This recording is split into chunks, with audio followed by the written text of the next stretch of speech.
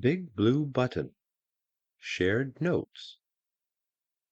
The Shared Notes feature is located in the left column of the screen under the Notes heading. Click on Shared Notes to open the Shared Notes column. Here, instructors and students can type and post their notes. In this example, learners are asked to watch a video and write how they felt about it.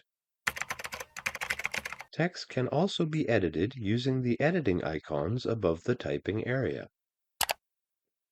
By clicking on the Notes Options vertical ellipsis, instructors can choose to convert notes to presentation or pin notes onto whiteboard.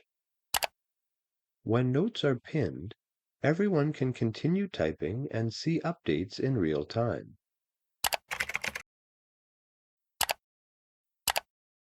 When notes are converted to a presentation, the content becomes a static slide that no longer displays new edits made in the Shared Notes area.